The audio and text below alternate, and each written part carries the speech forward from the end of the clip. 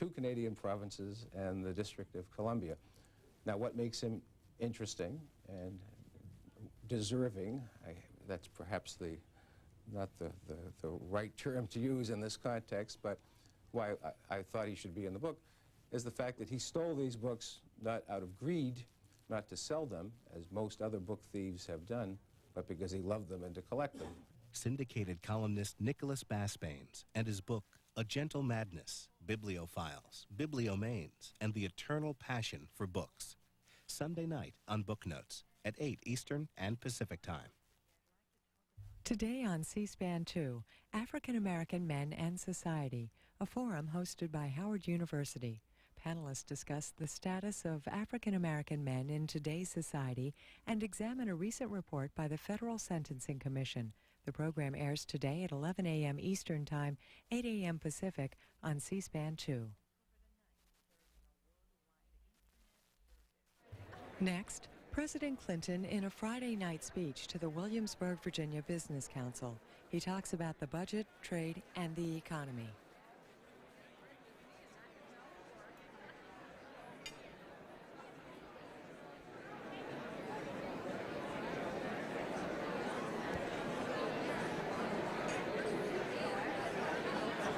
Ladies and gentlemen, the President of the United States, accompanied by the officers of the Business Council and their wives.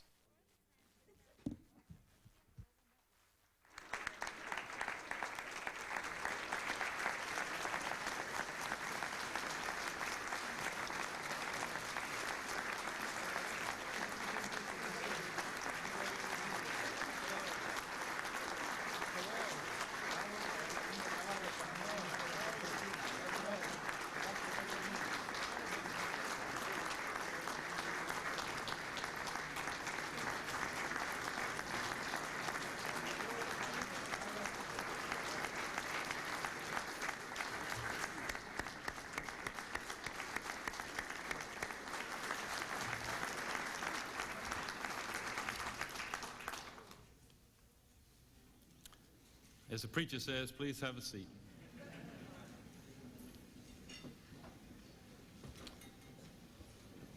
I'd like to introduce our guests this evening, and then I'll introduce the President, who will speak before dinner. Minister Cavallo and his wife Sonia from Argentina.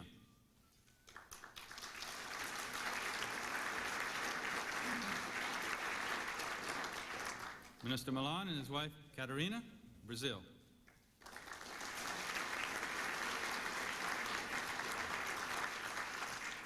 Minister Ortiz and his wife Margie, Mexico.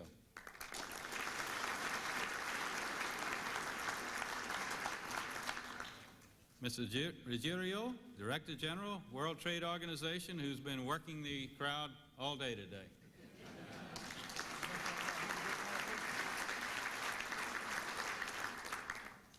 Ms. Laura Tyson, Assistant to the President for Economic Policy.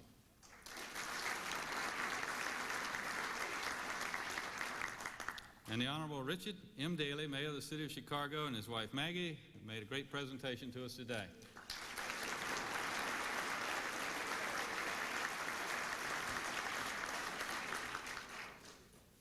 Mr. President, it's a great honor for all of us to have you be with us this evening. You were properly introduced today by your friend Hugh Sidey.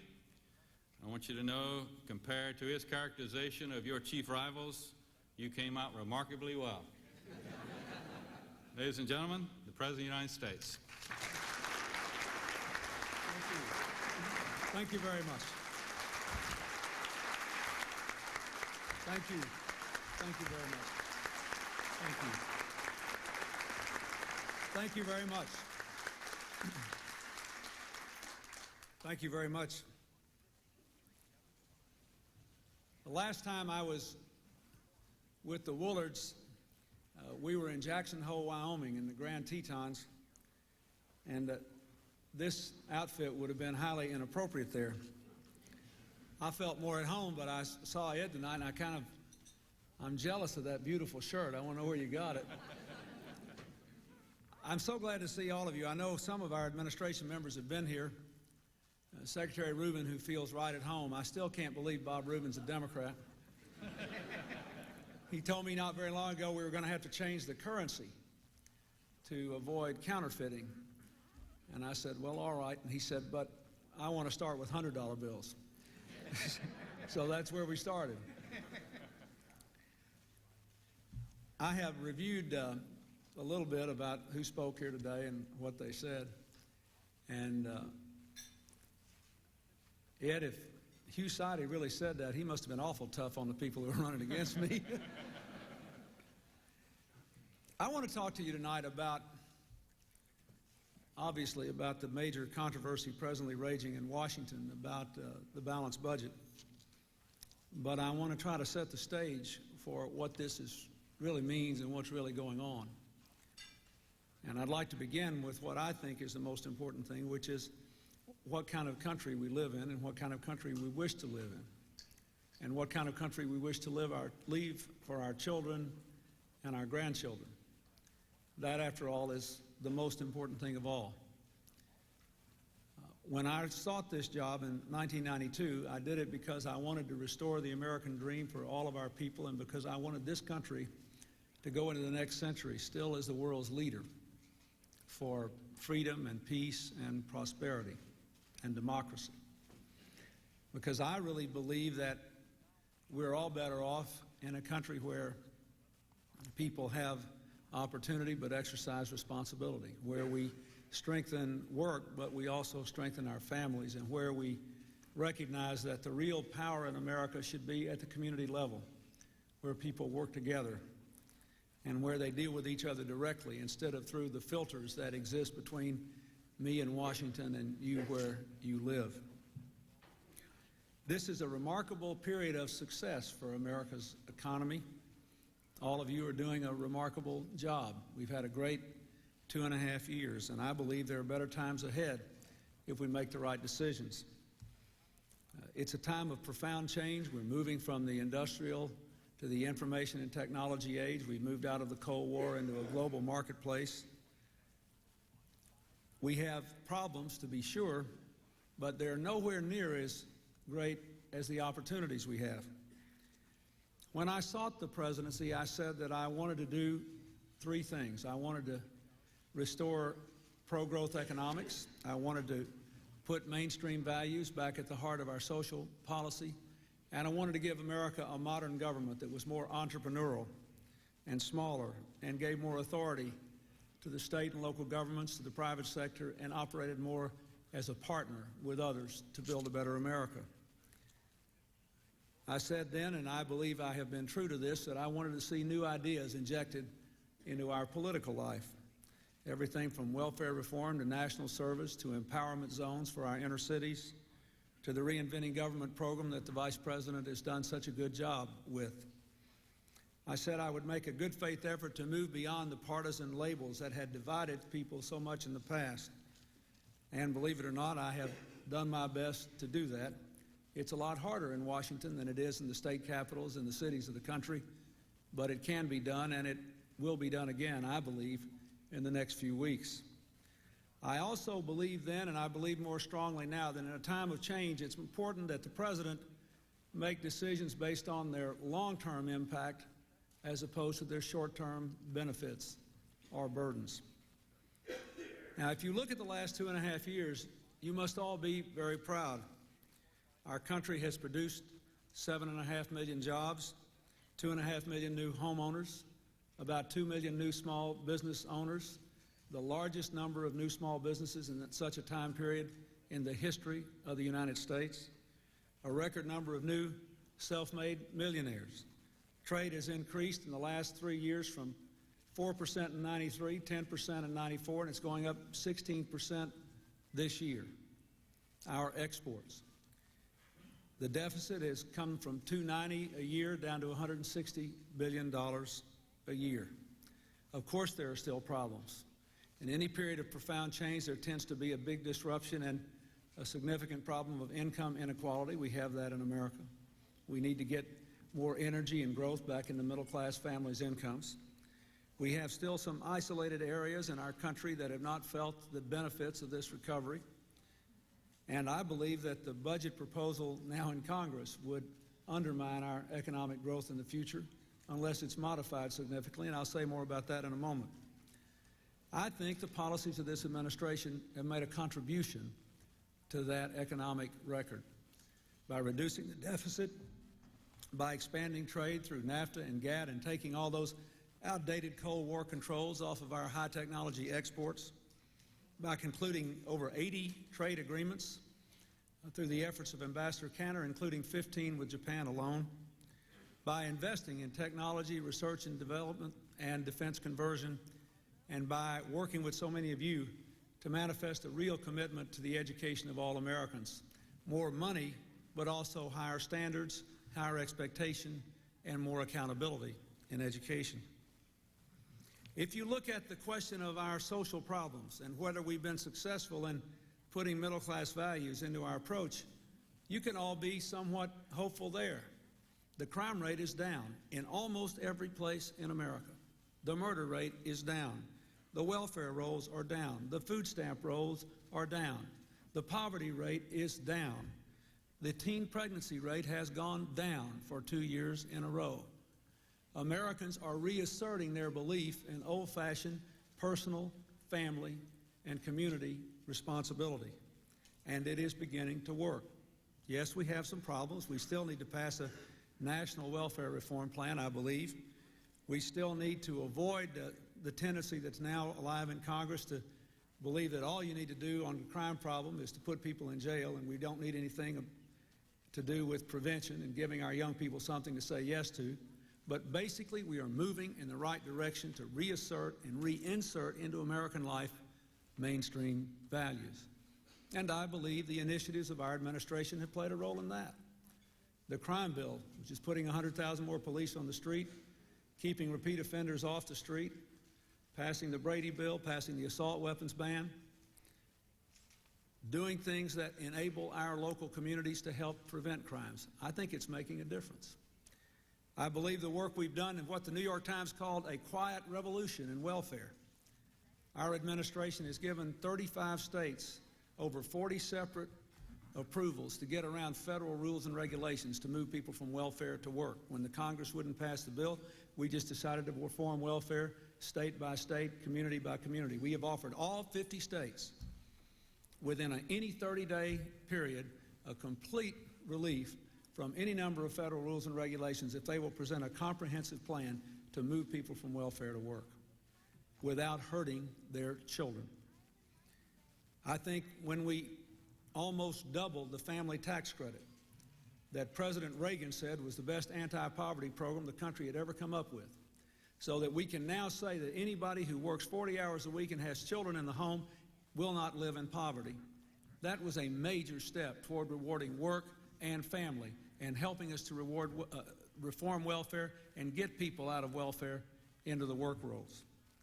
I think the National Service Program is an important advance. We celebrated its first year yesterday with a young woman from Kansas City who's working her way through college from an inner-city neighborhood in Kansas City with a project of young volunteers who have closed 44 crack houses in Kansas City in the last year.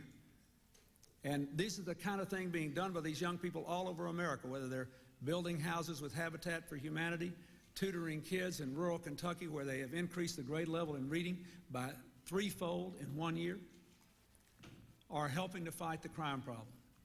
All these things manifest our values. And something I know that means a lot to all of you, we have tried to give the American people a more modern government. The size of the federal government tonight, when I left Washington, was 163,000 smaller than it was the day I became president. It's the smallest federal government since John Kennedy was president. We will reduce it by another 110,000 in the next 2 years, no matter what the Congress does with this budget. This government, as a percentage of the civilian non-farm payroll, is the smallest government the United States has had in Washington since 1933. Now, those are facts. We've reduced 16,000 pages of regulations, cut the regulations of the Small Business Administration by 50%, the regulations of the Education Department by 40%. Next year, the paperwork time that businesses spend fooling with the Environmental Protection Agency will be down by 25%. More important than all that to me, I think our government's working better. The Small Business Administration's cut its budget by 40% and doubled its loan output. The Export-Import Bank is helping small businesses that never knew what it was before to sell their products all around the world. The Commerce Department and the State Department have done more good for American businesses overseas than any Commerce Department and State Department in modern history, and every one of you who has worked with them know that that is the absolute truth. We are moving forward to give you a government that works. The automobile industry has been working with us in partnership to produce a clean car. It is a big deal.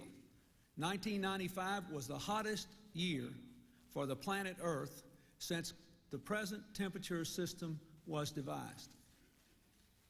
China is growing rapidly. If everybody in China winds up with a car and you don't want the atmosphere of this Earth to burn up, we had better find an efficient way of moving people around. And this is the sort of thing that we're trying to do.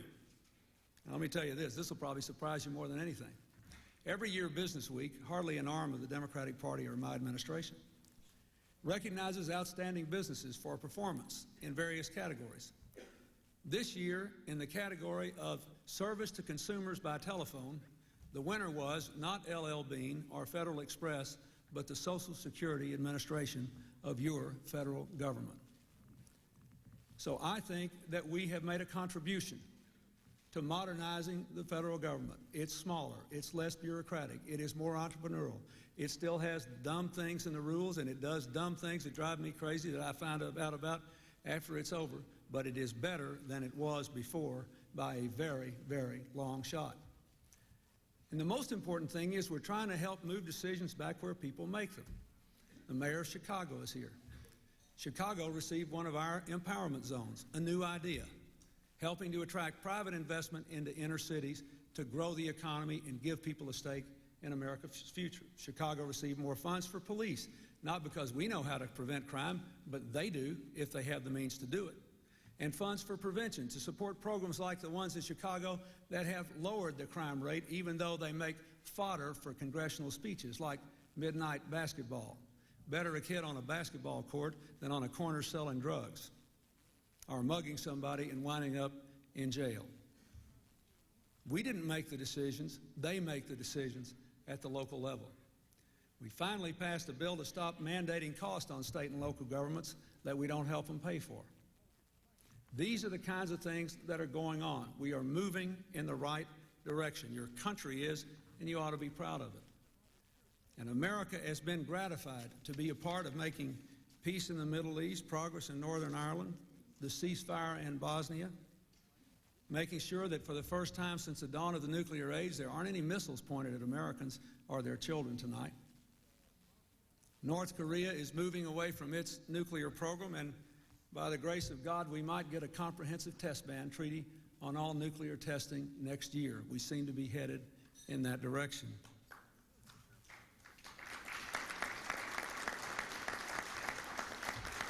Now, what does the future hold? First, we do have to balance the budget. It's the right thing to do to take the burden of debt off our children and free up capital for private sector investment. I'm really proud of the fact that way over 90% of the new jobs created in this recovery were created not by government, but in the private sector. That is exactly what we wanted to happen. So as we reduce the size of government, the private sector is growing more. We have to do it, but we have to do it consistent with our values and with our interests. The second thing we have to do is to expand trade. We have our friends here from the Americas. Mac McClarty, who's here with me, worked so hard last December on the Summit of the Americas, and we have worked to follow up on that. We believe that our partners in this hemisphere are a very, very important part of our future. We believe we have to build on NAFTA until we have partnerships with all these democratic governments to reward their moves to democracy, to freedom, to market economics with a genuine and respectful partnership with the United States. In that connection, I would say I was very well pleased with the remarkable visit I just had with the President of Mexico and the fact that they have already paid back $700 million of the loan they received through our international financial package ahead of schedule, being faithful to their commitments to modernize Mexico politically and economically. We have to continue to invest in technology and make it our friend, not our foe. People cannot afford to be afraid of the technological revolution that is sweeping the world. We just have to make sure that everybody can have access to it. And we have to give people the tools they need to succeed. In that connection, let me say I am very grateful for the support that we've gotten from the business community for every education initiative of our administration, from expanding Head Start to the Goals 2000 program, which focuses on national standards and grassroots reforms, to the expansion of student loans. And just a couple of days ago, I know the Secretary of Labor said this earlier, but I want to emphasize this because it achieved almost no public notice, largely because there were only 2 votes against this bill in the Senate, and when there's no controversy, it is often deemed not important. But with no controversy, a couple of days ago, the United States Senate adopted what I thought was one of the most important new ideas that I advocated in the State of the Union message, the GI Bill for America's workers, consolidating 70 separate, marginally impacting federal training programs into a big fund and saying to unemployed people, we will just send you a voucher. We will send you a voucher if you lose your job, and you can immediately take it to the nearest community college and begin to start your life again. Now, that's very important. A lot of you pay a lot of unemployment tax. The unemployment system today is not relevant to the times in which we live. When the unemployment system in America was developed, 85% of the people were called back to the jobs they were laid off from. Today, 85% of the people who are laid off are never called back to those jobs. If we want people to feel secure about the future, to have a stake in the future, we have to increase their sense of empowerment about it. That's what this GI Bill for America's workers will do. It's a very important idea, and we ought to stick with it and support it and properly fund it. Now, let me say something in all candor. If we're going to continue to move forward in a time of change, you have to expect the leadership of the country to do what you have to do in a time of change. And that's to make decisions that are unpopular in the short run because they're right over the long run. Now, I have found as an elected official that everybody is for that in general, but they're against it in particular. And let me just give you some examples of the kind of things I've faced. I bet I've done 5 things that have made everybody in this room mad in the last 2.5 years, at least 5. But I want to give you a few. When I became president, I knew, based on my conversations with Mr. Greenspan, with people in the private markets, with others, that if we could reduce the deficit at least $500 billion in 5 years, we'd get a big drop in interest rates and a big boom in this economy. I knew that. And I knew, conversely, if we failed to do it, that we would continue to lengthen the sluggish economy which I confronted when I took office. So I made up my mind, come hell or high water, we were going to reduce the deficit $500 billion. And the first week I showed up in Washington, the leaders of the minority in Congress, who are now the majority leader and the Speaker of the House, told me that I would not get one vote for my budget no matter what I did. Not a single solitary vote. The policy was going to be just say no. As a consequence, I had to raise your taxes more and cut spending less than I wanted to, which made a lot of you furious. All I know is we got a huge drop in the interest rates and a big boom in the economy, and most everybody who paid more made more than they paid.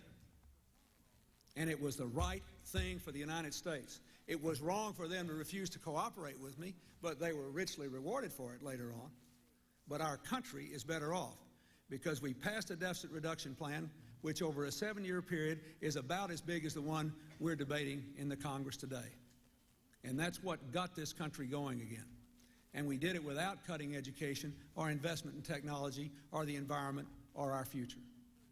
I'll give you another example that affects the mayor here. When we were debating the Brady bill to require people to wait 5 days before they got a handgun and the assault weapons ban, all my political advisors said, don't do this. This is crazy. And I said, why do you think it's crazy? And they said, because everybody that's against this will vote against everybody who's for it. But all the people that are for it, they'll find some other reason to oppose you. That's why things don't get done in your country. Because organized interest and their intense opposition always overcome the generalized feeling of goodwill, which is not manifest in the same intensity of support. But you know what? Last year, 40,000 people with criminal records did not get handguns because of the Brady Law. And it was the right thing to do.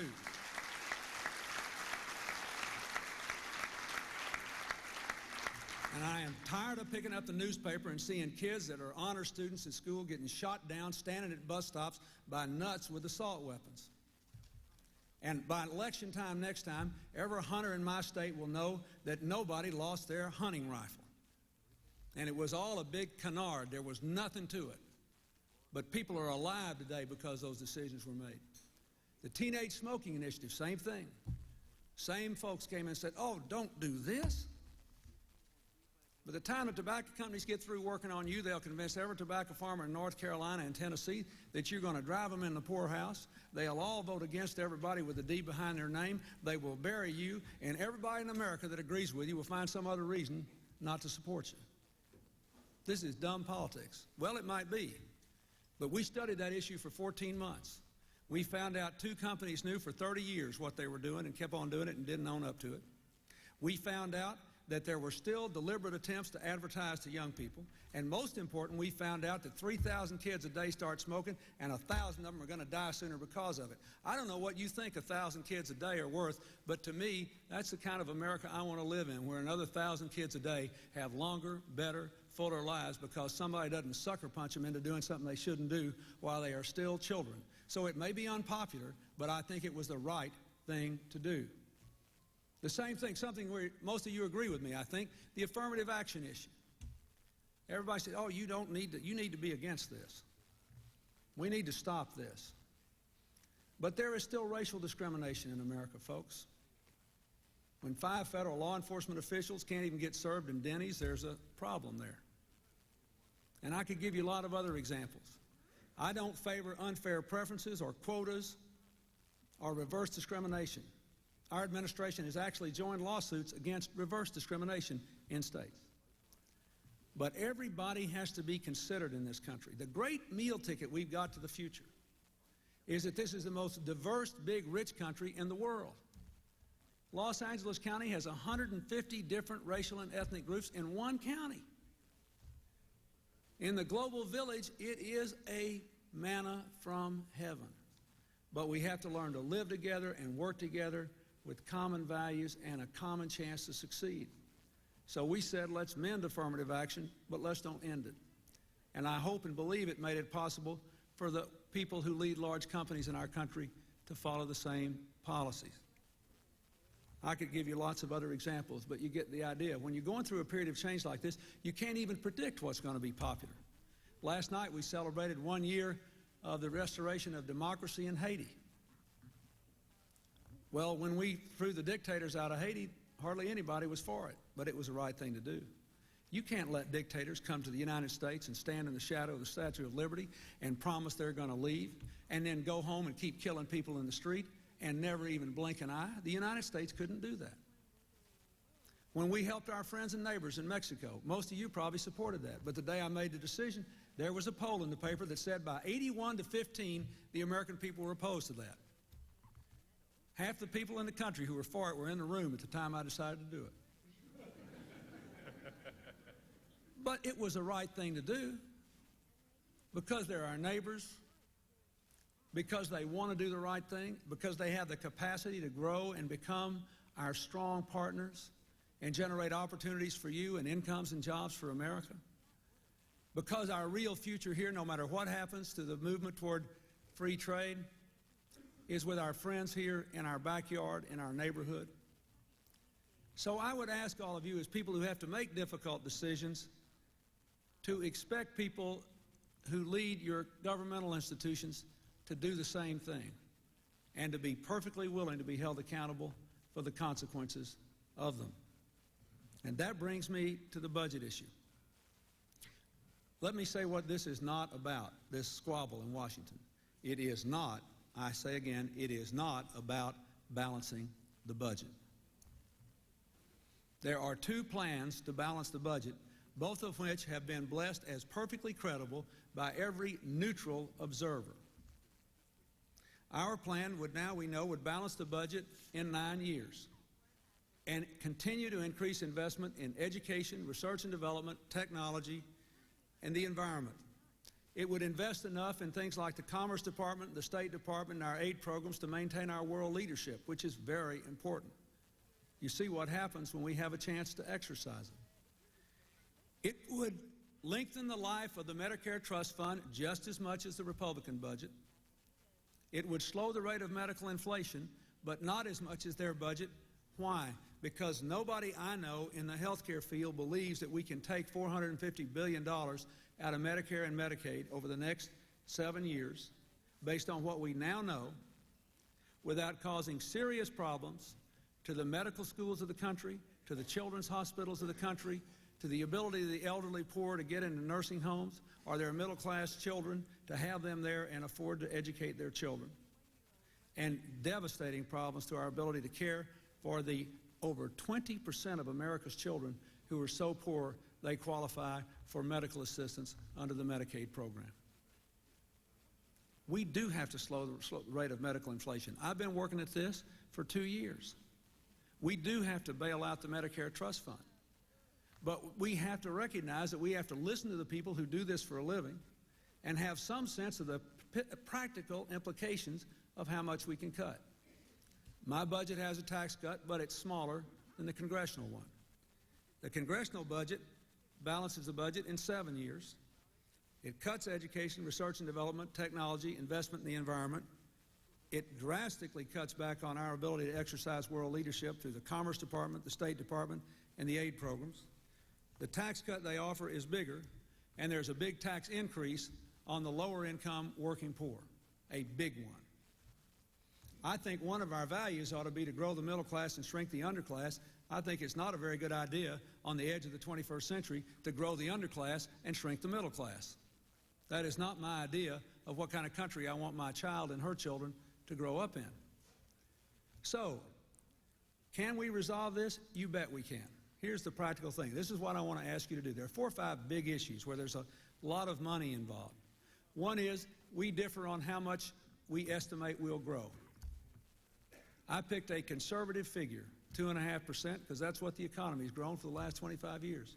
They said, oh no, we're not going to grow that fast.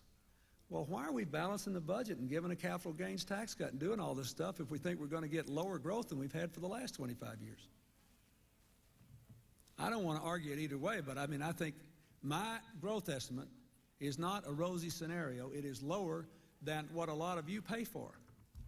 The blue chip forecast is for a higher economic growth and therefore more revenues than I estimate. Then we are arguing about the rate of medical inflation. Then there's the question of whether we should reassign or redesign and recalculate the amount of inflation in the Consumer Price Index, which determines how much we increase Social Security and retirement. And we're talking about the size of the tax cut. We can work this out, folks. The only thing I won't do, I will not do this, I will not let balancing the budget serve as a cover for destroying the social compact, for cutting back on education, wrecking the environment, or undermining our obligations to help protect our children and treat our elderly people decently, because it is not necessary to balance the budget. Now, I don't want you to take my side or theirs on any of these big questions. Here's what I'm asking you to do.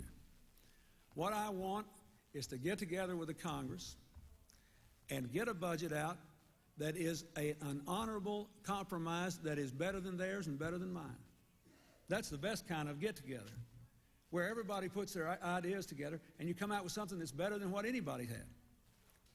I don't have I'm not the source of all wisdom, but I know this: there's not a single one of you looking at the 21st century and the position of your company that would knowingly cut back on research and development or investment in technology or education and training. You wouldn't do it. Not if you didn't have to, and we don't have to. So all I'm asking you to do is to say, just get together, come up with something. If you do it in good faith, it'll be better than the president's budget, and it'll be better than the Congress's budget. because when people get together, that's what they do. I am prepared to make some decisions that I think are right over the long run, and I believe they are. There is no earthly reason why we shouldn't do this. America needs and deserves a balanced budget. America needs and deserves a balanced budget consistent with our values that will give us the kind of world that we would be proud to have our children and our grandchildren and their children grow up in. This country is doing well, and it's going to do better. And a lot of it is because of what you are doing, and a lot of it's because of what mayors are doing all over the country, and a lot of it's because of what plain old American citizens are doing. We are moving in the right direction, and there is no country on earth better positioned to do well in the 21st century than the United States of America. And ironically, all we have to do to get there, I believe, is to be faithful to our basic values and what we know is right. That's a commitment I make to you, and I'm asking you tonight to do what you can, because you have more influence with most of those folks than I do, to make sure that we get together and do this, do it right, do it for America, and do it for the future. Thank you very much. The President will be on the road for a good part of the week, attending policy and campaign functions in Texas and forums in Ohio and Iowa. The First Lady is on a 5-day trip to Latin America. In a moment, we'll show you a speech by former Secretary of State James Baker. First, a couple of programming notes. Tonight on our companion network, C-SPAN, this week's Republican Presidential Candidates Forum. The GOP contenders met in New Hampshire Wednesday evening to outline their views on campaign issues. We air the program Sunday at 5:30 p.m. Eastern Time, 2:30 Pacific. After that, the latest developments on the road to the White House. This week, Senator Richard Lugar on the radio in Concord, New Hampshire. Road to the White House, tonight at 7 and 10 p.m. Eastern and Pacific Time, also on C-SPAN.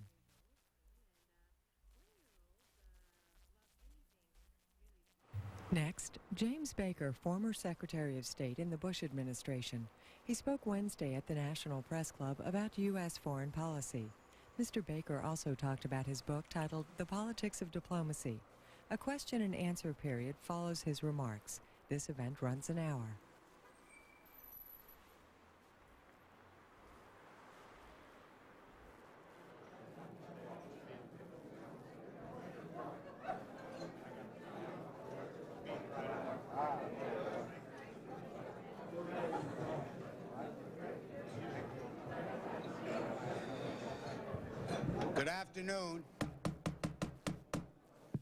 Good afternoon and welcome to the National Press Club. My name is Monroe Carmen. I am president of the club and editor-at-large at Bloomberg Business News.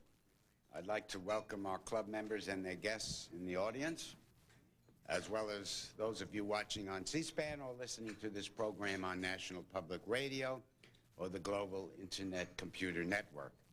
Before introducing our head table, I'd like to remind our members of coming speakers. On Tuesday, October 17th, Don Hewitt, executive producer of 60 Minutes, will be here to address us, and I'm sure we'll be asked some questions. In a moment, we'll show you a program on campaign advertising and the political process. But first, here are a couple of programming notes.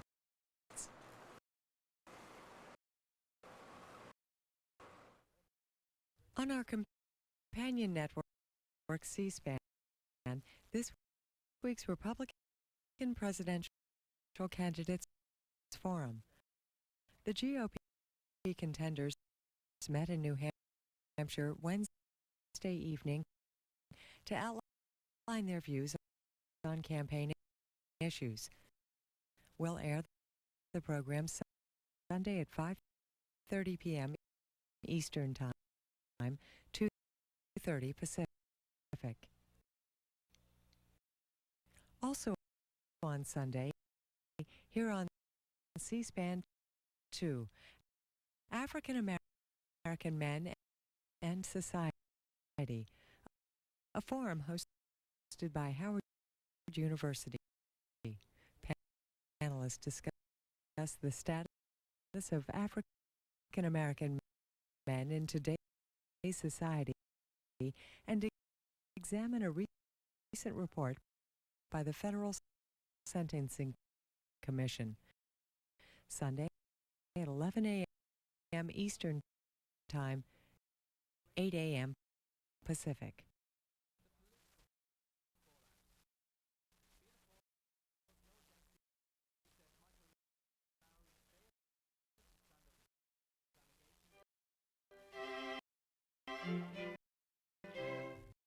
C-SPAN 2, a public service created by America's cable television companies.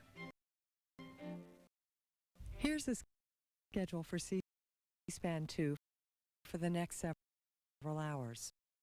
All times are Eastern. Next, MIT professor Noam Chomsky on social and economic policy.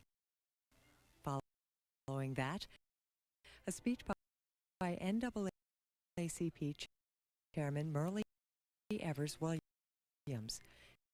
She spoke recently at the Anti-Defamation League Award dinner for the late Supreme Court Justice Thurgood Marshall. Then, actor Charlton Heston on politics and culture. Later, you'll hear from the chairman of the President's Committee on the Arts and Humanities on federal funding of the arts. And that's the schedule here on C-SPAN 2.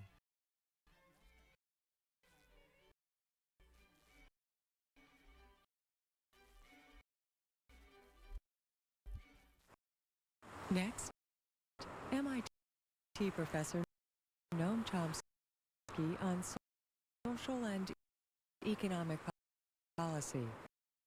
This event was hosted recently by the Vineyard Peace Council and lasted an hour.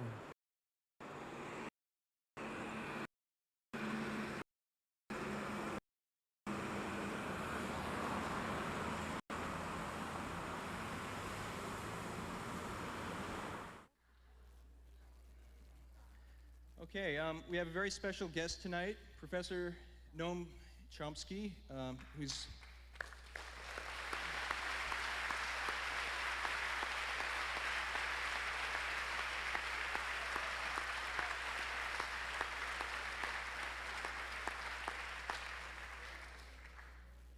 Professor Chomsky.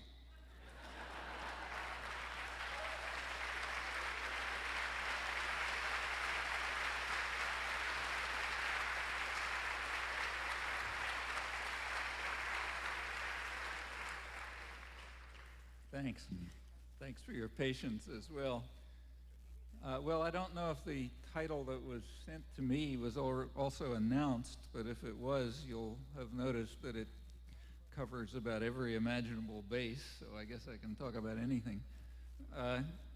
What I'd like to do is to say a few words about where I think the United States is going, or to be more accurate, where it's being driven by quite deliberate and conscious social policy, taking advantage of significant changes that have occurred in the international economy and the global system during the past 20, 25 years. I'm going to keep to the United States, but the comments that I want to make extend in various degrees to other rich societies, the societies that commonly indulge in the self-adulation that's one of the prerogatives of power, but occasionally are described accurately, very occasionally. For example, once by Winston Churchill, at the height of British imperial power, right before the First World War, when he, there we go, a little background, he was speaking to the British cabinet, and he pointed out calling for rearmament, and he said, "We have got all we want in territory and wish only to be left alone in unmolested enjoyment of vast and splendid possessions, mainly acquired by violence, largely maintained by force."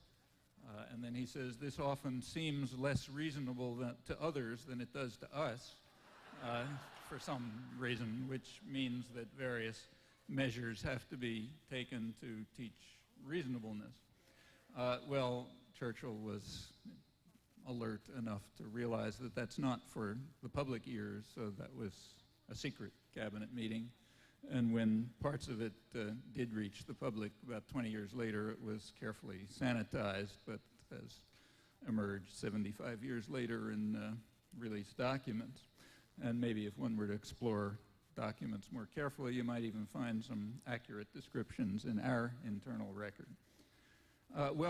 What seemed unreasonable to others also seemed quite unreasonable to more humane people in Imperial England, some of them quite well known.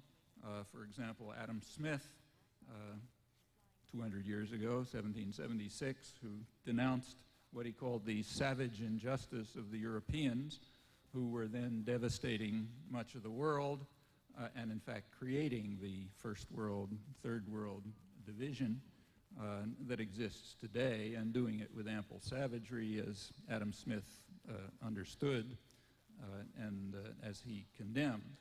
And he also understood something else that Churchill didn't mention in these remarks, namely that there's a domestic analog.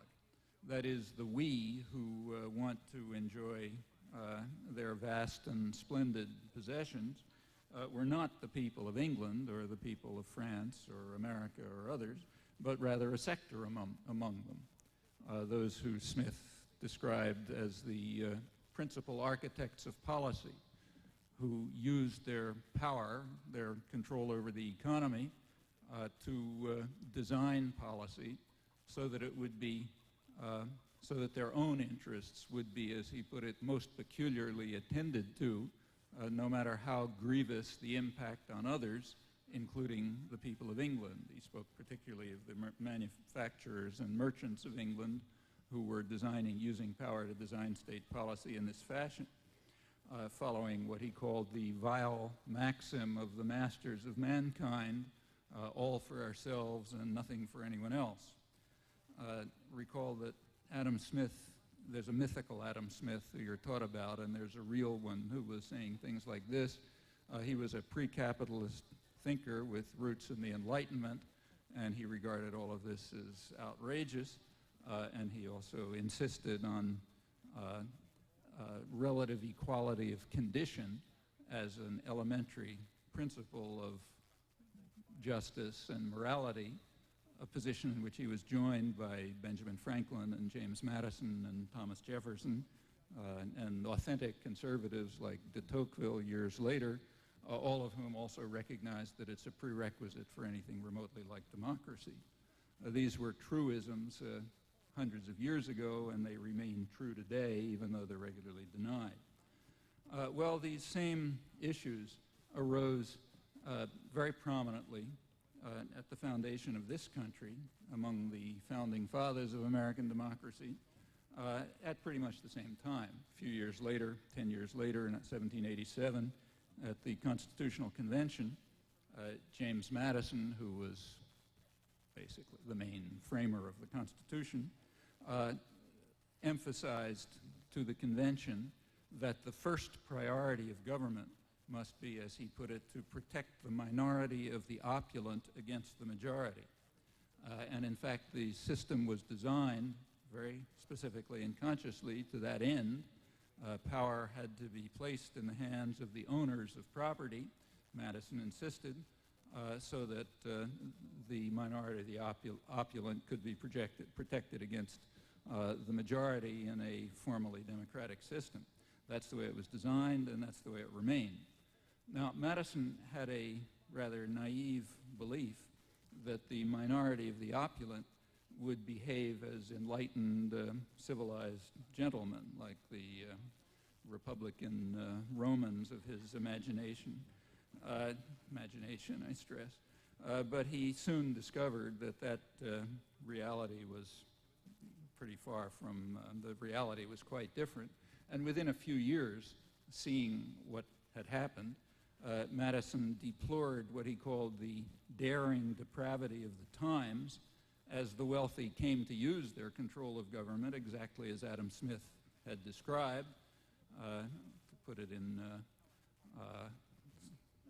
using Madison's own words, he said, "The stock jobbers are becoming the Praetorian band of government, at once its tool and its tyrant, bribed by its largesses and overawing it by its clamors and combinations." Earlier in this century, the same thought was put more simply by America's leading social philosopher, John Dewey, who pointed out that politics is the shadow cast by big business over society, and as long as the substance isn't changed, attenuation of the shadow, changes at the margins, will be useful but limited. Let me stress that these are truisms. They've been truisms for 200 years, and they're truisms that are well to bear in mind. Well, these struggles between the minority of the opulent and the majority, which were well understood 200 years ago by leading thinkers who we're supposed to revere but not read, they remain the leading themes of history, and it's worth, I think it's pertinent today to remember how they've been played out over the years. Obviously, I can't run through that, but I'll mention a few points which I think are worth bearing in mind. In the mid-19th century in the United States, there was a lively and vigorous independent labor press, mainly in places like not too far from here. In fact, the Lawrence and Lowell and the working class towns of northeastern United States where the Industrial Revolution was taking place. And indeed, that independent labor press remained for a long time. As late as the 1950s, there were still about 800 labor newspapers reaching about 30 million people. Later, that was the tail end. After that, they were wiped out by concentrations of corporate capital. And they're very interesting reading. The press was run by working people, by what they called factory girls, young women off the farms who were working in the Lowell mills, or artisans and mechanics. And they denounced what they called the new spirit of the age, gain wealth forgetting all but self. In other words, Smith's vile maxim, which they called a demeaning and a degrading doctrine that was destroying the revolutionary heritage of the United States, destroying democratic rights, destroying elementary human values, even destroying their surprisingly high cultural level of those days, all exactly as Adam Smith and James Madison and particularly Thomas Jefferson had warned would happen. Thanks. These conflicts, the conflict of ordinary people with the new spirit of the age, have continued right up until the present. There have been many victories for freedom and democracy and human rights. They have been gained by often quite bitter struggle, and there have been many periods of decline and defeat. And again, that cycle is well to remember. About 100 years ago, the famous radical artisan William Morris in England wrote, "I know that it is the received opinion that the competitive devil-take-the-hindmost system that now prevails is perfection, and therefore finality has been reached in it. But if history is really at an end in this devil-take-the-hindmost system, this vile system, as he described it, then civilization will die."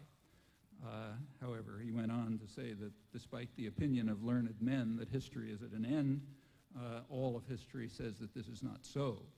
The claims have been made before, unfortunately were false. And he was right. The struggle continued with victories and defeats. In the United States, the repression of working people was unusually violent and severe by international standards. It scandalized even the right-wing British and other European press. By the 1920s, the opulent minority again believed that history was at an end, that perfection was in sight, in the United States, and that the vile maxim that Smith condemned could rule unchallenged. Woodrow Wilson's Red Scare, the end of World War I, had pretty much demolished and destroyed the union movement, the labor movement, had undermined independent thought, and it had established an era of business dominance that was expected at that time to be permanent. Working people had no power and very little hope at the peak of the automobile boom of the 1920s, the big industrial development. Any rights that they had were at the tolerance of employers, one foreign visitor observed with some amazement, comparing the United States with comparable countries.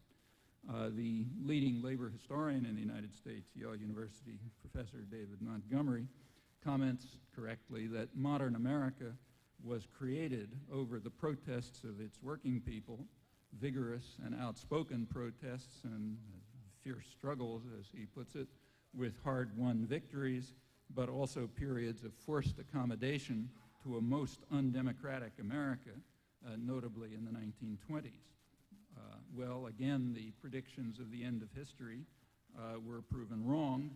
Within a few years, popular struggles had considerably extended human rights and democracy, even gaining for working people in the United States the rights that they had achieved decades earlier throughout most of the industrial world in Europe, Australia, and elsewhere.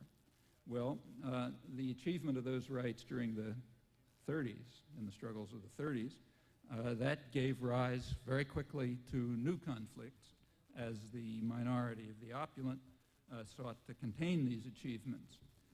In fact, the achievement of ordinary, what had long been regarded as ordinary rights for working people in the 1930s, the achievement of that in the United States set off real fury in the organized business community.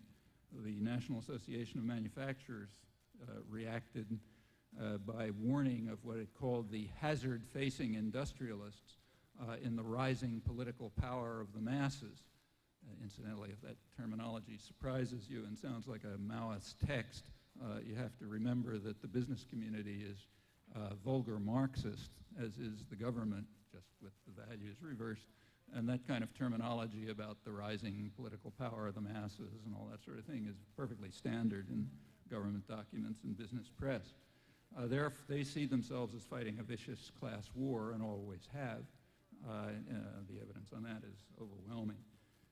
Well, they warned that unless the thinking of the masses is redirected, we will be facing a disaster. And in fact, a serious counterattack was launched in the late 1930s. It was put on hold during the war, but picked up with great vigor after World War II. There was a quite spectacular campaign, propaganda and everything else, to try to overcome the rising political power of the masses and to save our preferred way of life, as business leaders put it. They described the task as continuing with the everlasting battle for the minds of men. We have to indoctrinate people with the capitalist story. We have 3 to 5 years, it was claimed, to save our American, what they called our American way of life against this rising political power of the masses. And a huge campaign was undertaken.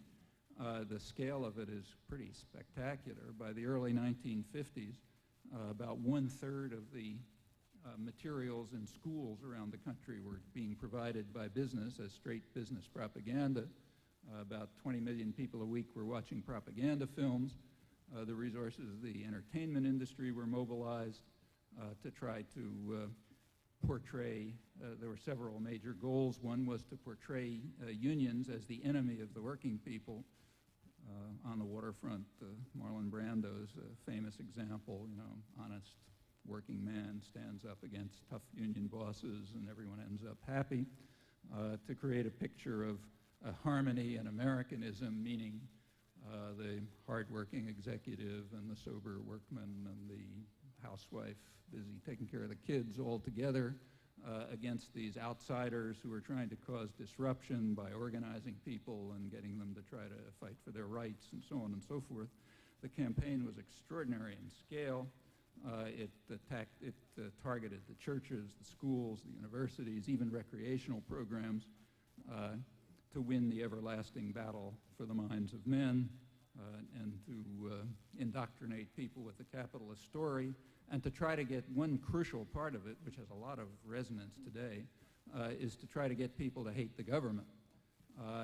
There's a good reason for that. The government, whatever you think of, even though the business knew as well as anybody that government is the shadow cast by big business over society, nevertheless, government has a fatal flaw that corporate power doesn't have. In principle, it's possible for people to participate in it and to influence it. In contrast, corporations are private tyrannies. They're totalitarian in structure, they're unaccountable, and there's no way for the population to become involved in their decisions or even to know what they are. Government, however well controlled by the substance behind the shadow, has the flaw that it is potentially democratic, and therefore it makes good sense to try to direct people's hatred and anger and fear and so on against government, and to keep the shadow, the substance behind it, very well hidden. That is the main theme of the massive propaganda to which people are subjected from every point of view, and the end result is the mood that's called anti-politics. If you're angry, and you have good reasons to be angry for most of the population, direct it against the government, not against the Fortune 500. Just pay attention to the shadow, not the substance. That and the attack on efforts of people to organize and to realize the potential rising political power of the masses, those are the major themes of very spectacular propaganda campaigns. There's actually some pretty good scholarly work that's just come out in the last couple of years on these topics, and I thought I knew something about it, but it's pretty remarkable to see what the scale was and the self-consciousness. Well, that had its effects. We're, again, now in one of those periods when the end of history is being predicted once again.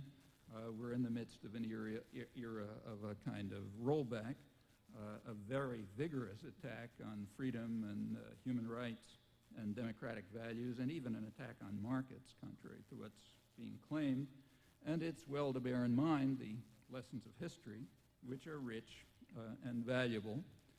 The utopia of the masters, guided by the vile maxim, that's been proclaimed over and over again, always wrongly, because people have always found ways to get together and to struggle for decent human values. And there's no reason to believe today that civilization will die, and that what Madison called the depravity of the times will be permanent. Again, a good look at history shows that things aren't all that different than they've been before, and the hopes that were realized before can be again. Well, another accurate description of the rich countries, the so-called developed world, can be read alongside of Churchill's, was given a couple of weeks ago by Carol Bellamy. She's the new director of UNICEF, an American, of course, appointed as usual under quite considerable strong U.S. pressure. But she released the latest UNICEF annual report on the state of the world's children, in which she concluded, the report concluded, that 13 million children die every year from malnutrition and easily treatable diseases. That's up from about 11 million a few years ago. These are lives that could be saved with pennies of aid. The report went on to say that tens of millions of children could be saved from mental retardation and physical disaster at a cost that they estimate at 5 cents per person per year in the rich countries. Well, that wasn't reported in the national press.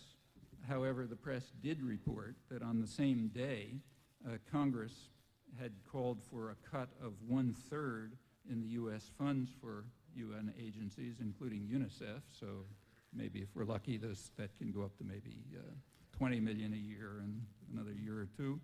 And also call it for terminating, or mostly eliminating, foreign aid. The United States already has the most miserly record in the developed world and long has. And if you put aside the aid, the biggest component of aid, which happens to go to a very rich country, namely Israel, if you eliminate that, then we're just off the spectrum, completely off the spectrum of developed societies. That timing was fortuitous, but you wouldn't have known it unless you somehow found out that UNICEF had a press conference that day. Well, this is by no means a response to public opinion. Quite the contrary. Public opinion continues to show what the pollsters point out are strong majorities, not only in favor of foreign aid, if it reaches the poor, but of even for increased strong majorities in favor of increased taxes for more foreign aid that reaches the poor. This is only one example of a very consistent pattern in the last couple of months, that the allegedly poll-driven policies that are being undertaken are radically opposed to the opinions of the general population. But they are favored by the minority of the opulent, and therefore they are being put through. And if you look just at the headlines, you'll think that the public supports them. That's true in case after case, in fact, almost without exception. Take the biggest case, the balanced budget efforts. The headlines repeatedly tell you, yeah, people strongly in favor of a balanced budget, we have to push that through. Well, there's a sense in which that's true. If you ask people, would you like to have a balanced budget? People would say, sure, me too. So you get very high numbers in support of a balanced budget. If you ask people, would you like to have all your household debts canceled by magic? They'd say, yeah, terrific. So people are in favor of canceling household debts. On the other hand, if you go down below the headline and you look at the data and you ask the sensible question, which is down there maybe somewhere at the end of the column or maybe not, if you ask people, do you want a balanced budget if it's going to mean cuts in education or health or environmental protection and so on, then the figures go down to like 20% in favor or maybe 25% in favor. So in other words, there's overwhelming opposition to the only serious question. But that you're not supposed to notice. And since the minority, the opulent, are in favor of it as a technique of destroying even the quite limited, by comparative standards, quite limited welfare systems in the United States, it's being rammed through. And the same in case after case after case, if you look carefully. Well, again, there's a domestic analog to what UNICEF reported about the suffering of children throughout the world because of lack of pennies of aid.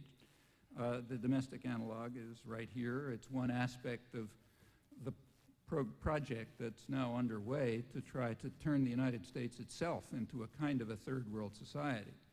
It's not going to be, it's a rich, very super rich country, so it's not going to look like Brazil or Mexico, but to impose the structure of a third world society. That is a sector of great opulence, a large number of people who are suffering or maybe miserable, and then a huge mass of people who are just superfluous, people who contribute nothing to profit making, which is the only human value, and therefore have no human rights.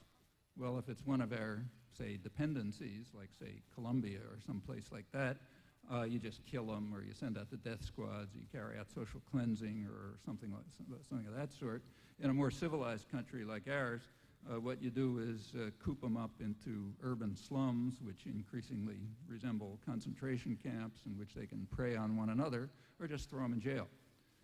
The prison population is, through the 1980s, it used to be about 1980, it was more or less at the level of other countries. It more than tripled during the 1980s. It's still going up. There isn't any other country in the developed world, or in fact anywhere in the world, that's even close to it in per capita imprisonment, except for one. Russia just caught up with us after they picked up American values after 1989. But aside from that example, we're way ahead of everyone else. Well, that's the sort of civilized equivalent of death squads and social cleansing. And in fact, it's not that crime has gone up. Crime is pretty stable. has been stable for about 20 years. Serious, but hadn't changed, maybe even declining. But there is a superfluous population. They got to be controlled, and plenty of people gain by this, remember. This has become a big industry. Private prison systems are now pretty wealthy operations. They're privatized, of course, like everything else. Meaning more profit can be made. In fact, there was a big article in the Wall Street Journal about it about a year ago, pointing out that the big investment firms are making lots of money floating bonds for new prisons, Merrill Lynch and the rest of them. And furthermore, that high-tech industry, the military industry, what's mislabeled defense industry, has realized that they can get in the act. Here's another cash cow, another form of public subsidy to high-tech industry alongside smaller than the Pentagon, but still substantial and growing, which they can get into by selling high-tech surveillance techniques, sticking electrodes in people and monitoring them with supercomputers and so on and so forth. Other kinds of scams of the sort that have kept high-tech industry going at the public expense. So it's another form of Keynesian stimulation of the economy, public subsidy of private profit, and can be expected to grow because of these various contributions to social welfare. Well, as part of this process of trying to create a sort of a model of the third world in a super rich society, which you can't miss walking through any American city now, begins to look more and more like third world cities. One part of the process is the domestic analog of the attack on children throughout the world, or simply the domestic analog of malnutrition and starvation throughout the world. The United States is without parallel in the developed world in the level of malnutrition and often starvation. It reached about 30 million people by 1990, including 12 million children, and 1 out of 6 of the elderly, many of whom are literally starving, the Wall Street Journal pointed out in an article that year. Remember, this is the richest country in the world with absolutely unparalleled advantages. I mean, the idea that anybody is starving is a scandal, but the levels are way beyond anything else in the developed world. This is only 1990, 1991. That's before the Bush recession, which made things even worse, and the Clinton recovery, which was historically unique in that it's the first time that median wages, real wages, continued to decline. That's a decline that's been going on since 1980. They continued to decline right through the recovery. They're still declining right now, maybe even faster. The poverty level in the United States is about double that of comparably rich societies. Poverty among children is about triple the level of other societies. The welfare system is extremely limited as compared with other comparable societies, and one effect of that is that the effect of government spending reduces child poverty much less than it does in other societies, far less, and during the Reagan years went down way below what it had been. Take New York City, the richest city in the world. 40% of children are now below the poverty line. That means lacking sufficient food to maintain growth and development in many cases. Inequality in Manhattan is now greater than Guatemala. Those of you know what Central America is like will know what that means. In Boston, which is another rich city, the city hospital, the one that's offers services to the poor people, or though it probably won't pretty soon because they're being eliminated, it had to establish a malnutrition clinic a couple of years ago for the first time ever because it was dealing with third world levels of malnutrition among children, which got much worse over the winter, not surprisingly, when parents had to make the agonizing decision as to whether to feed the children or heat their houses. That's unheard of in developed societies. There are now tens of millions of people who lack health insurance. That's increasing. As I mentioned, the crime rate has been stable or even declining for about 20 years, but the prison population's booming. Support systems for the poor have declined very sharply since the 1970s. If you take, say, AFDC, the one everyone talks about, Aid for Families with Dependent Children. That's been cut by about half since the early 1970s. It was already very low by international standards to begin with. It's now being cut very sharply. Maybe another 5 or 7 million children will be knocked off the rolls. Kids aged about, average age about 7, who have to learn responsibility, we're told. The 1980s were a period of there was some economic growth, relatively low by post-war standards, but there was some. About 60% of the new wealth that was created went to the top 1% of the population, and about 40% of families declined in absolute terms during this period. Median real wages have declined steadily since 1980, right until today.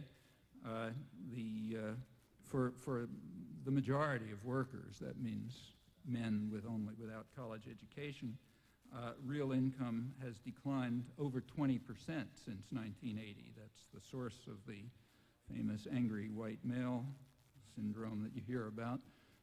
Since 1987, took a couple of years for the Reagan reforms to come in, but by 1987 they were hitting even college-educated people, and their college-educated wages started going down in 1987. Most striking has been the decline in entry-level wages, the wages that you get when you first get a job. That's declined 30% for males, 18% for females since 1980. That's a portent of the future. Meanwhile, working hours are going up. People are working an average of about 2 weeks per year over what they were in 1980. The effect of these changes has been to drive lots of women into the workforce. Daycare or any other kind of child care is impossibly expensive. The United States does not have the support systems for parents that other countries have. So, for example, parental leave for childbirth is way lower than other countries. In fact, it's lower, just to give you an example, it's lower than the standards for plantation workers in Uganda at the moment. And remember, this is the richest country in the world.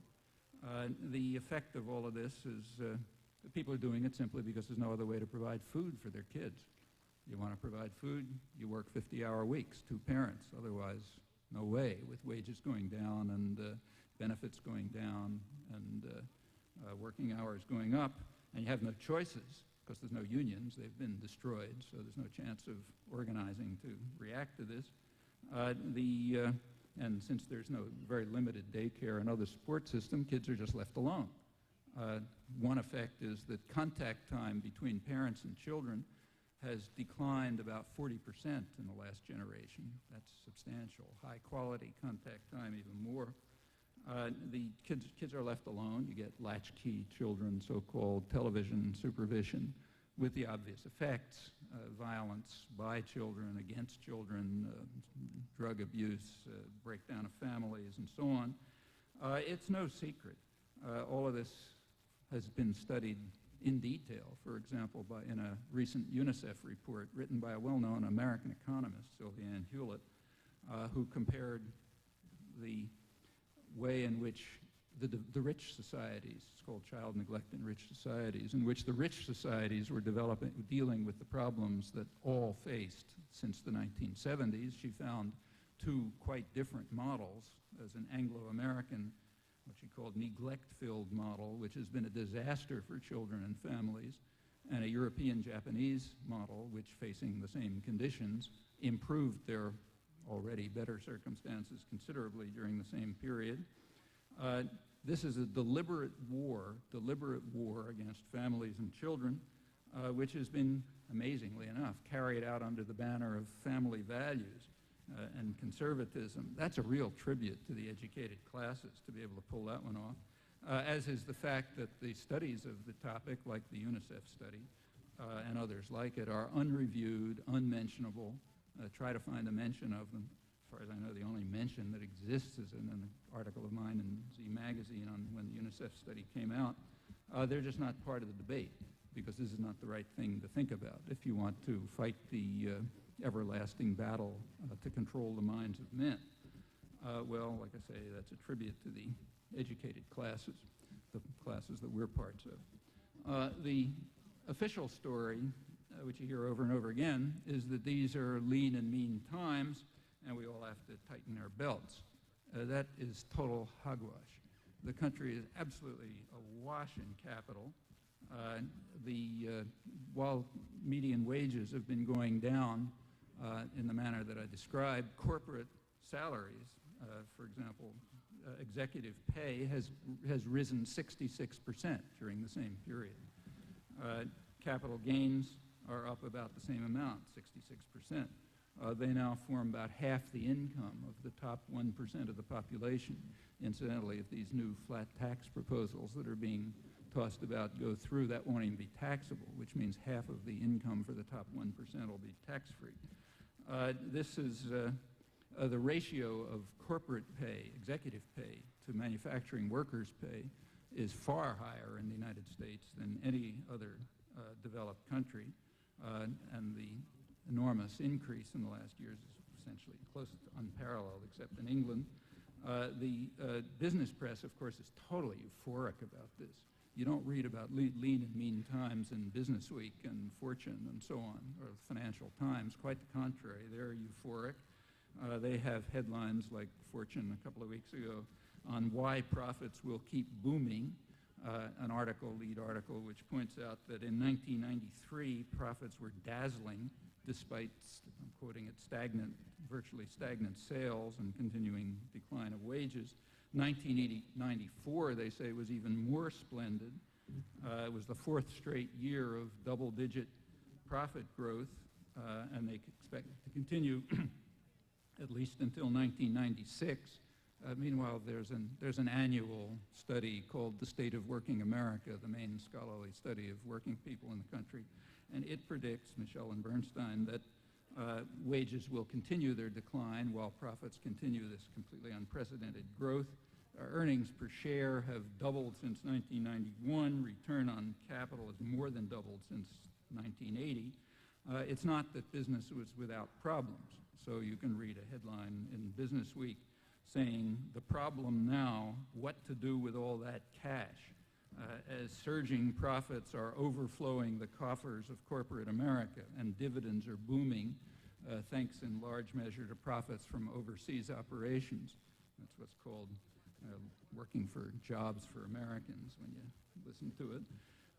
There's a well-oiled profit machine, another article says. They're reporting the first quarter of 1995, which had a 30% leap in profits, which is pretty spectacular, although they say less than the phenomenal 74% advance of the last quarter of 1994.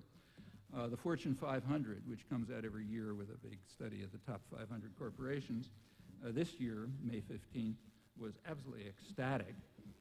Profits, they said, were up a stunning, I'm quoting it, stunning 54% on a sales growth of 8% and employment growth of 2.6% and declining wages. It's one of the most profitable years ever for American business, and this series of increasing profit is unprecedented. The revenues of the Fortune 500, they say, now constitute 63% of total gross domestic product in the United States. That's more than Germany, more than the United Kingdom. In addition to that, there's huge control over the international economy. And so there's a degree of power over the international and domestic society in the hands of real totalitarian institutions. Because remember, these are private, unaccountable tyrannies that's, I think, without precedent. Hard to find a precedent for that, and it's going up. It's interesting to look at the particular cases. If you look at the Fortune 500 list, you'll find that some of the biggest increases are, one of the biggest increases in what they call sales is Manpower Incorporated. By sales, they mean selling people as temporary workers. They provide temporary replacement workers. Their sales increased 35%. Kelly, the next biggest one, not much less than that. Way up on the Fortune 500, one of the biggest employers now. The point of that is to make labor markets what are called flexible. If you study economics, you learn that it's good for labor markets to be flexible and to avoid market rigidities. Those are fancy words which mean that it's bad for the economy if people can go to sleep at night and with any confidence that they're going to have a job the next day. That is bad for something that's called economic health. That's another technical term which has nothing to do with the health of the economy, but has a lot to do with the health of the minority, the opulent. So labor markets are getting a lot more flexible, and they're eliminating rigidities like contracts and expectation of a job and that sort of thing, which we all know is terribly bad. Another one that another corporation, an interesting one that shot way up last year, was Caterpillar. Profits up 46%, dividends up about the same amount. That's extremely important because right now in Decatur, Illinois, one of the most important labor actions of maybe all of American history, certainly modern American history, is going on. A major effort by three major corporations, Caterpillar, one British-owned multinational and a Japanese-owned multinational, to really destroy the last, what there is left of American industrial unions. And the Caterpillar Corporation has explained, very kind enough to explain its strategy, which the business press reports. Namely, they have been using their enormous profits to develop excess capacity overseas, not for reasons of economic efficiency, but for reasons of class warfare. Because if you develop excess capacity in Brazil or Japan or Europe, and then there's a strike in Decatur, Illinois, you can fill your market orders from the excess capacity and therefore undermine and destroy the workers in Decatur, Illinois. Well, that's a good way to turn the country into a third world country. In 1985, labor costs, which means essentially wages and benefits, in the United States were the highest in the developed world, exactly as you would expect in the richest and most privileged country in the world. By 1990, thanks to the Reaganite measures, including the really criminal destruction of unions, in which the government simply told employers they're not going to enforce the law, so do anything you feel like. By 1990, the United States had reached the lowest level in the developed world. It was then passed by England in the competition to see who can crush working people most, and by 1992 it was second lowest in the developed world. It's one of the reasons Thatcher is so admired here. The Wall Street Journal had an article on that describing it as a welcome development of transcendent importance, which indeed it is for the minority, the opulent.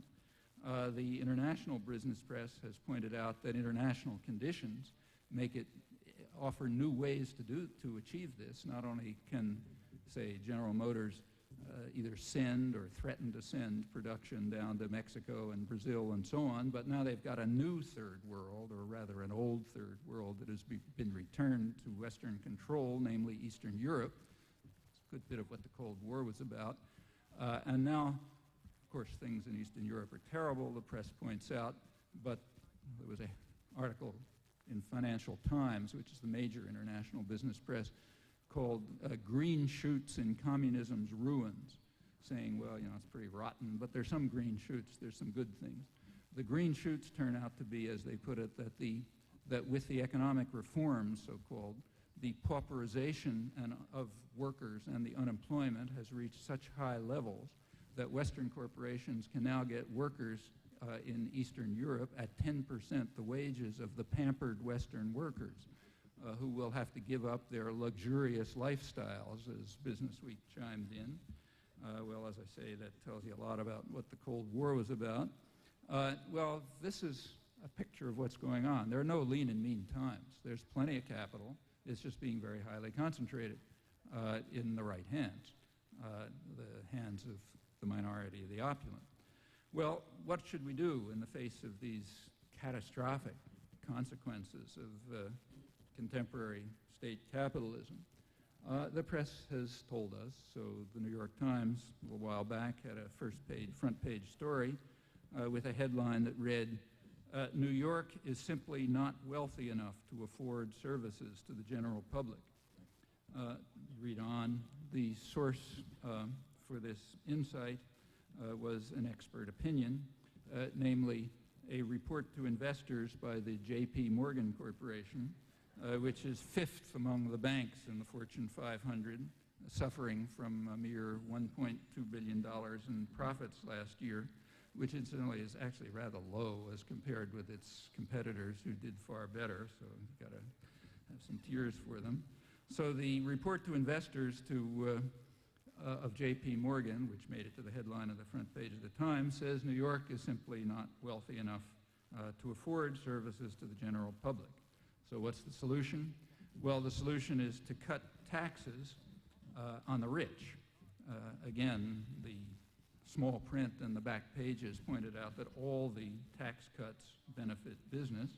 So you cut taxes on the rich, but you increase taxes on the poor, except you don't call them on everybody else. That's not the poor. That's the great majority. You increase taxes on everybody else, but you don't call them taxes. That's very important for those of you who are looking for, employment in serious places. You raise taxes, but you don't call them taxes. What you call them is, I'm quoting, multi-million-dollar reductions in subsidies for cities' mass transit and aid to education and higher education, Incidentally, the word subsidies is kind of interesting. If the population of New York City decides to use their money to improve their public transportation system, that's a subsidy, but let's put that aside. By the multi-million-dollar reductions in the subsidies to mass transit and education, you simply increase the costs for the people who use mass transit and education, obviously. The already astronomical subway costs go up, as they are. The costs of getting an education go up, and somebody pays those costs, and they pay them to the city, so they're taxes, or rather they're equivalent of taxes, but they're highly regressive taxes. The subway costs are not paid by the guys in the limousines up on the street. They're paid by the people who are trying to get to work, or the school children who are trying to get to school. So it's a highly regressive tax, which is designed essentially to redistribute income, like social policy generally. Cut taxes for the rich, increase taxes on the poor, but don't call them taxes. And poor means most everybody, remember. Another aspect of it, as this article happens to point out, but so does 1,000 others that you've read, is that it's necessary to compel welfare recipients to work. Now, there's some interesting assumptions there. One assumption is that a woman who's raising children isn't working. That comes free, as anybody knows who's ever done it.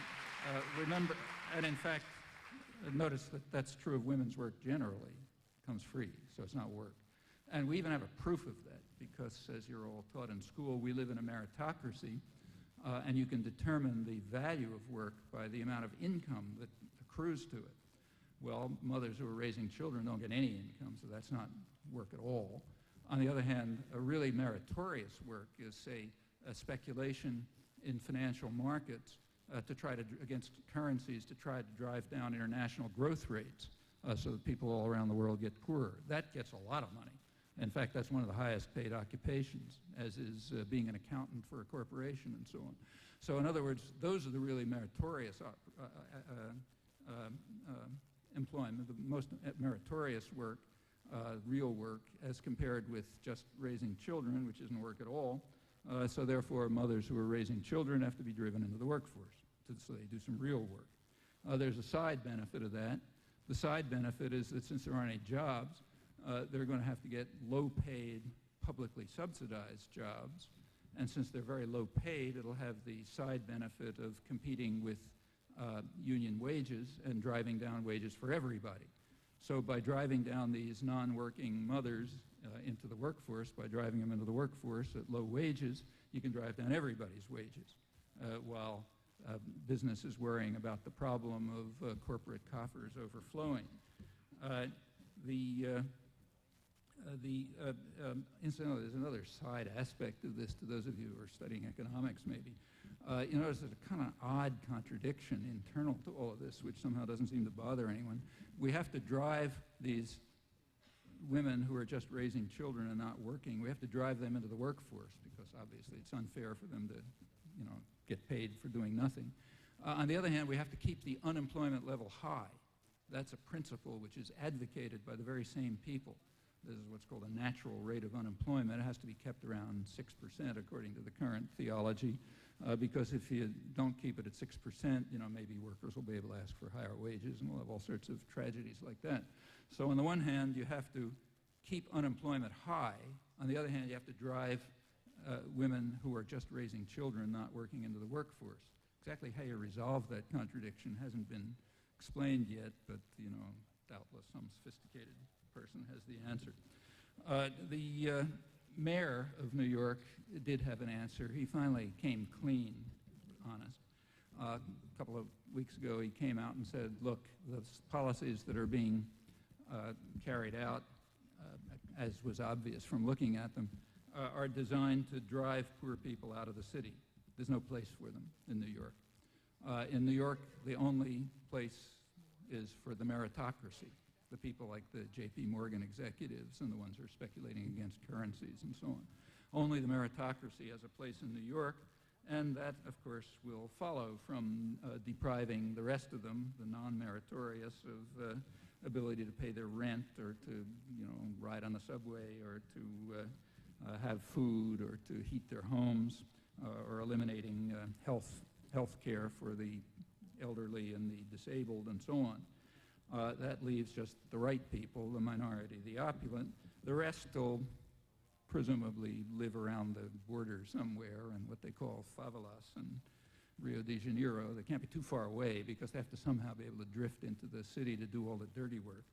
But they should be out on the outside in the typical third world model. The New York Times reported that, another front page story, which explained that, I have to quote this, it explained that these measures will enable the poor to move freely around the country. The measures that we're talking about are deprivation of rent, heat, food, transit, and so on. That's going to enable the poor to travel, to move freely around the country. The headline read, "Welfare cuts provide a chance to move." In other words, the point is all these people were trapped by this dependency, and now they're finally liberated, and they're free to move around the country, but not too far away because somebody's got to clean our laundry. So they're now free, liberated. I mean, the compassion brings tears to the eyes. It's impossible to be a satirist anymore, as a number of people have pointed out who used to try. The world is just satirizing itself, You're lost, no hope. Well, there's a name for all of this. It's called tough love. And it's not a bad phrase if you think about it. I mean, what it means is love for the minority, the opulent, and tough for everybody else. So yeah, tough love. And there has to be tough love for the majority of the people in New York, because as J.P. Morgan has explained, the city isn't wealthy enough to keep them there. There's no tough love, on the other hand, for, say, Cobb County, Georgia, to pick an example at random, not quite, because it's the district of Newt Gingrich who's heading this campaign.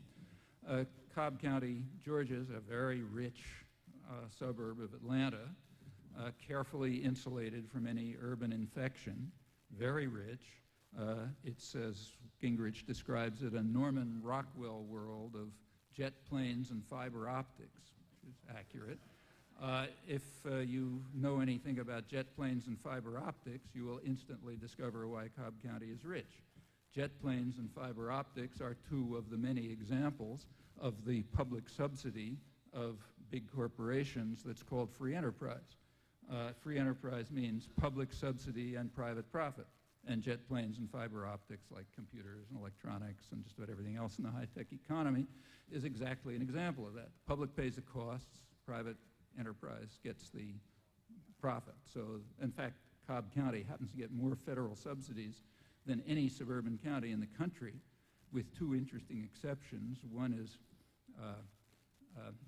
Arlington, Virginia, which is part of Washington, D.C., so that's like where the Pentagon is and so on. And the other is Brevard County, Florida, which is the home of the Kennedy Space Center. That's another scam by which the public pays the costs of high-tech industry, pretending they're putting men on the moon and that sort of business. So aside from the federal system itself, Cobb County happens to get more federal subsidies than anyone else. In other words, Newt Gingrich is the biggest welfare freak in the country, and here there is no tough love. Here there's no tough love. Furthermore, if you look at the details of how it goes, it's very enlightening. The biggest employer in Cobb County, which remember is the home of entrepreneurial values where people despise the nanny state and want to get it out of their hair so that, you know, their individual entrepreneurial, you know, commitments can flourish. The biggest employer there is Lockheed, now Lockheed Martin Corporation. Lockheed Martin, which just merged, two big military industries which just merged and have their corporate headquarters there. They are a typical, prototypical example of publicly subsidized private profit corporations. To call Lockheed Martin a case of individual entrepreneurial values, that's beyond the level of satire, I guess, but that's what it's called. When they merged as payment for their merger, they requested the Clinton administration, which will probably do it, to pay them well over $1 billion. Meanwhile, the executives paid themselves about $90 million, about a large part of it, maybe $30 million or so, from public funds, you know, more entrepreneurial values. Right now, they're in line for a $72 billion subsidy for F-22 jet planes. And we need F-22s, and Lockheed Marietta explains why. If you read their statements, they say, we need F-22s because, I'm quoting, it's a dangerous world in which sophisticated fighter planes are being sold. Well, by whom are sophisticated fighter planes being sold? Well, it turns out by Lockheed. So I'm continuing. We've sold F-16s, the current, you know, top-of-the-line plane. We've sold F-16s all over the world.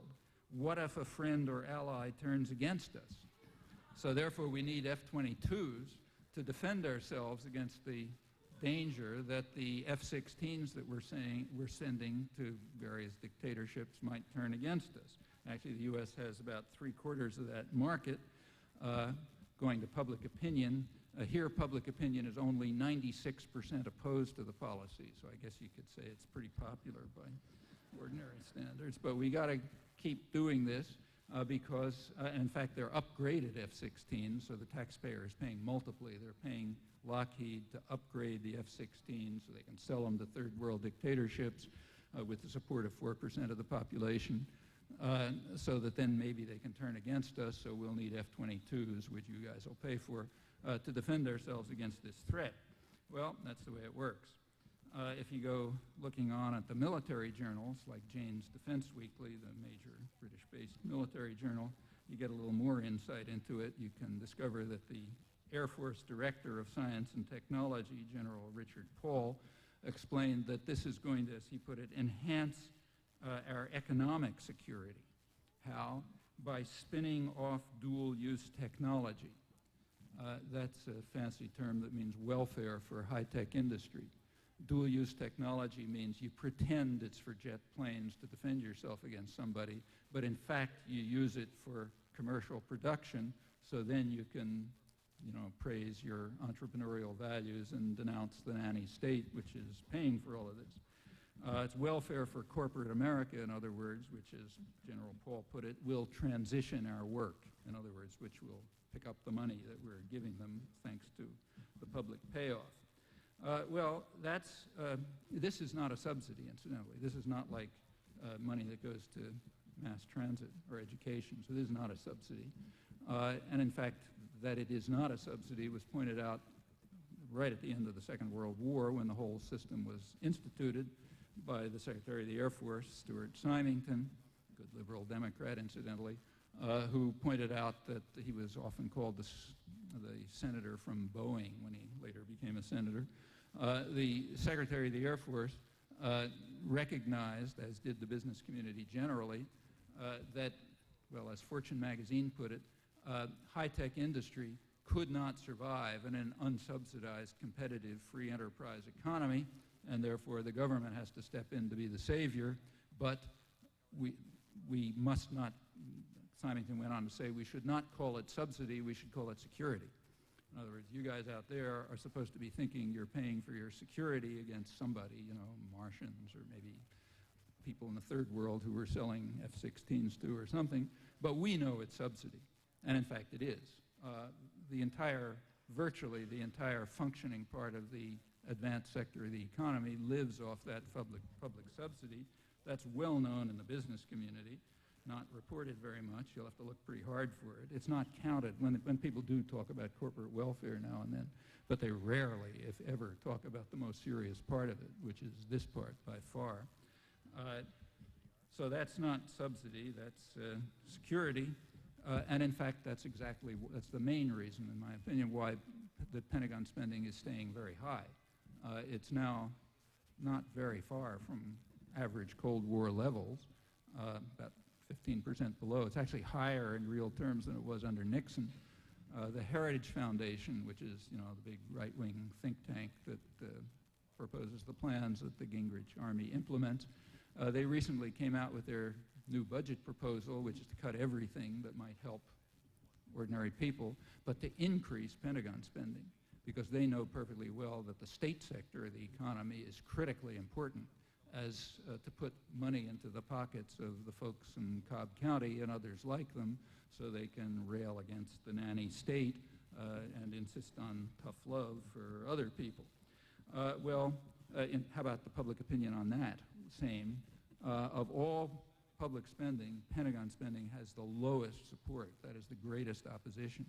So therefore, that's the one that we got to increase, consistent with the rest of the relation between public policy and public attitudes. Well, tough love in this sense is kind of like free markets. Free markets have always meant pretty much what they mean now. It's always been, you look through history, it's been a double-edged doctrine. What it means is market discipline for some people, poor people, for example, but plenty of protection for us, for the rich people. We get state protection, we get subsidy. That has always been the case. It's the case now. That's one of the reasons why the third world and the first world are so different, incidentally. They were pretty similar back in the 18th century. And now it's being brought home. So, yeah, market discipline for,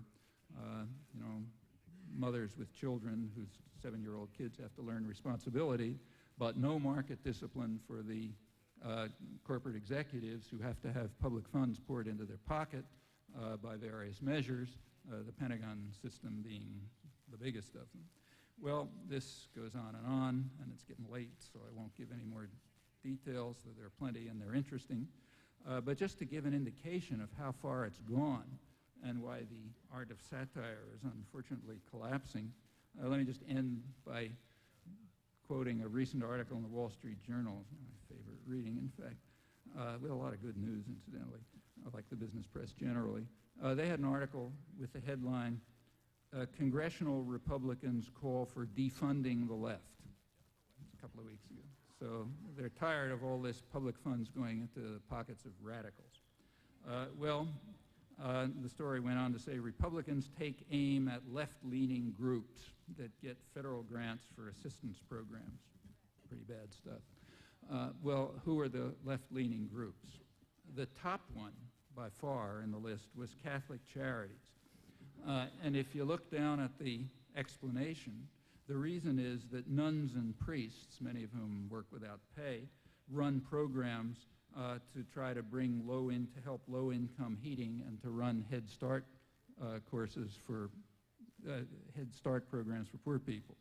So so Catholic Charities, for that reason, is a left-leaning group, and we got to defund their radical agenda. The next on the list is the AARP, American Association of Retired People. And the reason why that radical group has to be defunded, they explain, is that it has programs, it sinks even this low, it has programs to help elderly Americans get jobs. Remember that there's another Wall Street Journal story which said 1 out of 6 of those elderly Americans is suffering from malnutrition, and many of them are, in their words, literally starving. But if somebody wants to try to help them get jobs, we've got to defund these dangerous radicals.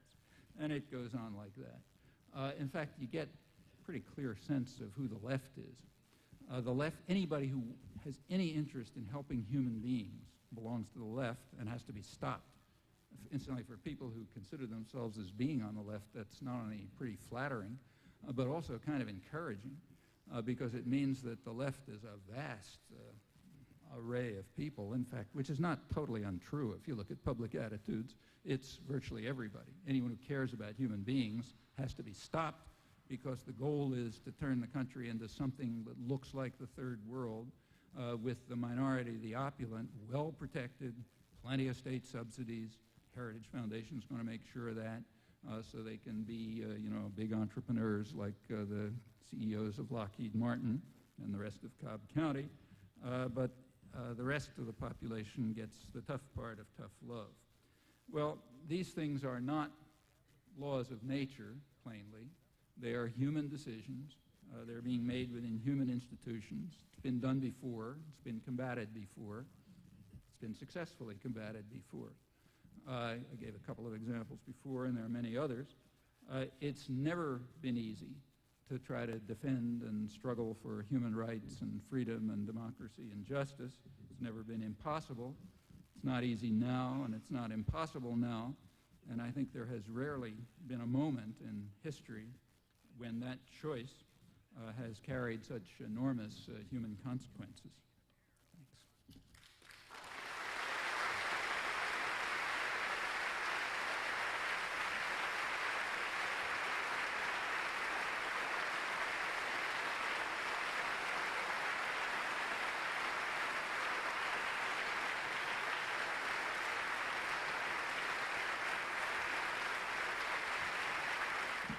Professor Noam Chomsky has taught at MIT for the last 30 years. For a copy of this program, call 1-800-C-SPAN-98. The cost of the video is $29.95, plus shipping and handling.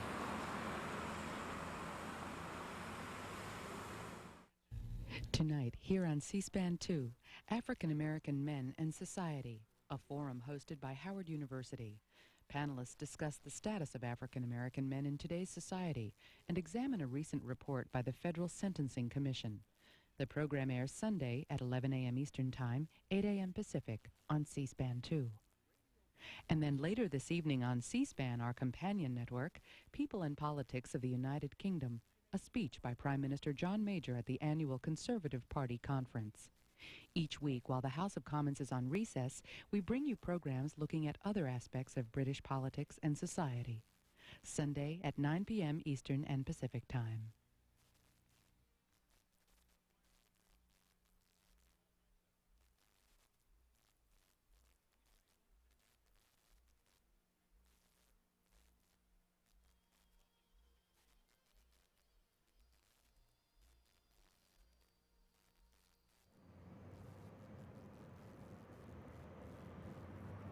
Next, a speech by NAACP Chairman Myrlie Evers Williams. She spoke recently at the Anti-Defamation League Award dinner for the late Supreme Court Justice Thurgood Marshall. Her remarks last 30 minutes. Thank you. Thank you very much. Thank you. Thank you. Thank you.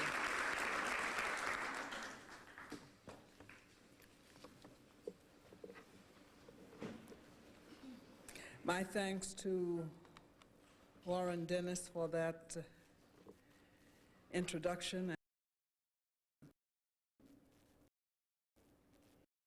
But you've also intimidated by him.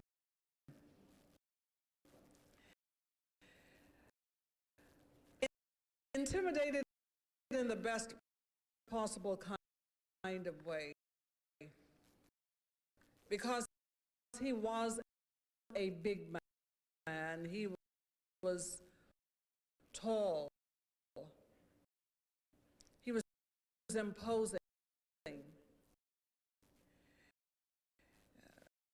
His voice, his carriage,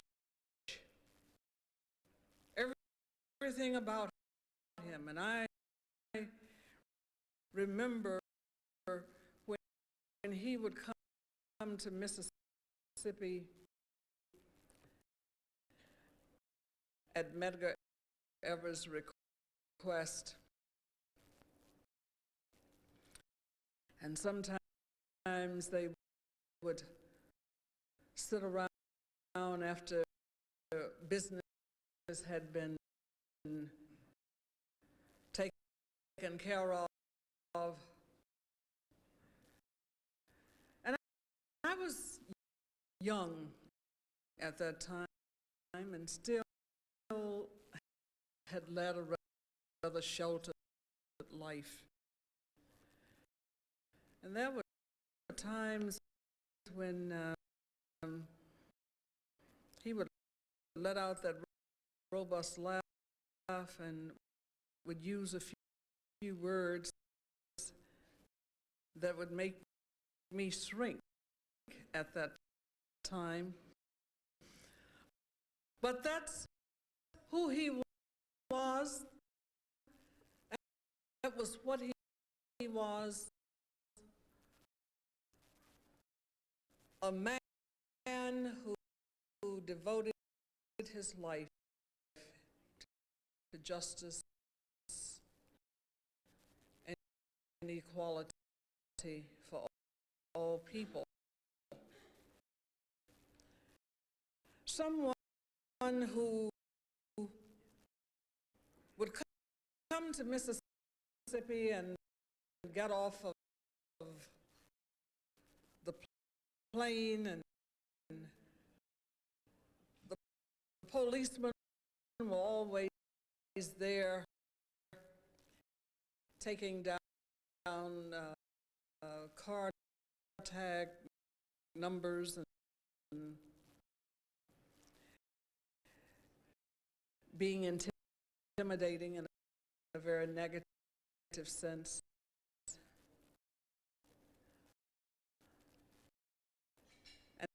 And Thurgood Marshall walked as though they did not even exist, as though he had no fear. And in his own manner, intimidated the intimidators, because there was no way they could get to him. He was sure of himself, of who he